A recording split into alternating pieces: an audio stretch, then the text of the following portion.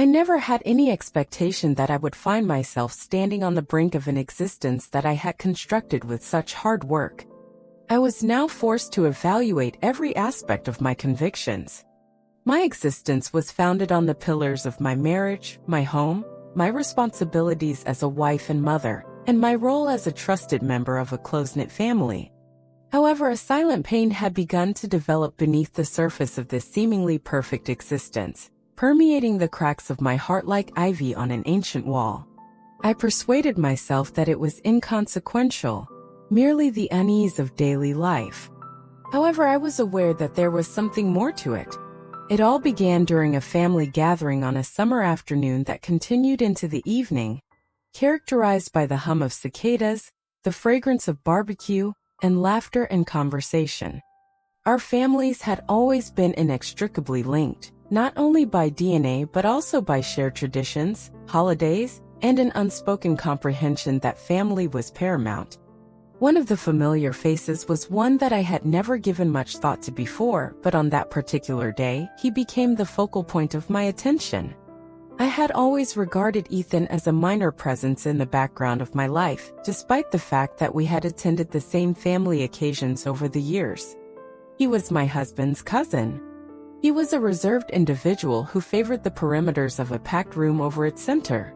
However, during that summer, there was a distinct difference in his demeanor, or perhaps it was my own transformation. The two of us were seated on the veranda, away from the noise of the gathering as the sun began to set and the sky turned a soft shade of purple. Our conversation commenced with the customary polite small talk and shared recollections, but it gradually evolved. Our conversation was characterized by a natural ease that pleasantly astonished me, and his words struck a chord with me. He discussed his aspirations, his challenges, and his yearning to discover significance in a world that frequently appeared devoid of purpose.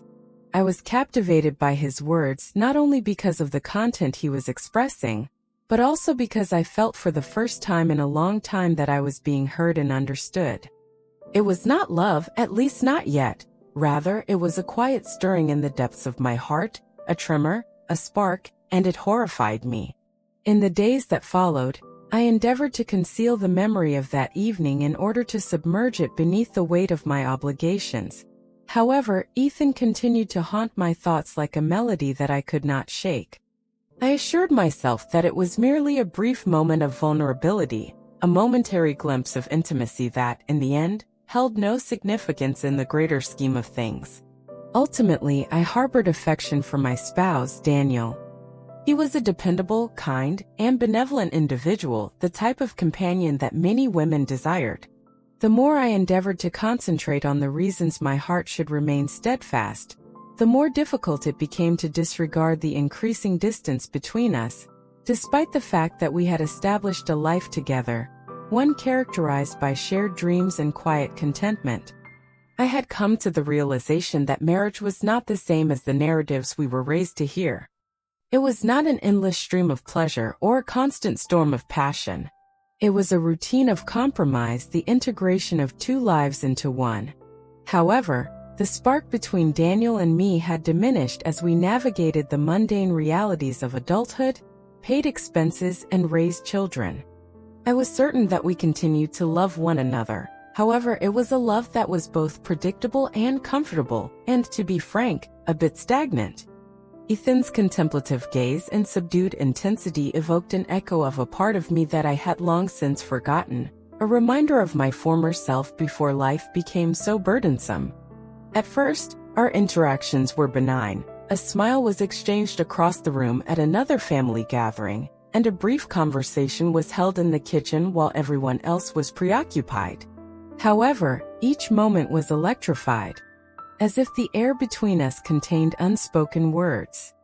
My imagination was innocuous, I assured myself. However, as the weeks progressed into months, I found myself in pursuit of him, captivated by an alluring quality that I was unable to precisely identify. I recall the initial moment when our connection transitioned from innocence to something more profound. The air was thick with the aroma of freshly fallen leaves, and the sky was dotted with a multitude of stars on a cool autumn evening. My family and I had convened at my in-laws' residence for a family dinner. As the evening progressed, I ventured outside to enjoy a brief respite. In the cool air, I observed Ethan leaning against the veranda, railing his breath.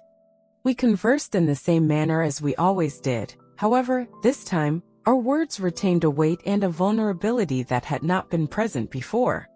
I feel as though I am somnambulizing through my life, I confessed before I could halt it, as if I am merely performing the acts of life, but I am not truly experiencing it. Ethan did not respond immediately. He regarded the horizon with a contemplative expression. Finally, he acknowledged, "I comprehend your statement. However, there are instances when I question whether this is the extent of existence as opposed to truly living." For a brief moment, we stood in silence, the quiet understanding between us more potent than any spoken words, as his words sank deeply into my being. He finally gazed at me, and his eyes were filled with a mixture of sorrow and something else. Something that caused my heart to pound. I was aware at that instant that we were on the brink of a transformation that could alter everything. The story's just beginning. There are more broken hearts and dark secrets ahead. Hit like, subscribe, and keep exploring with Love Missteps.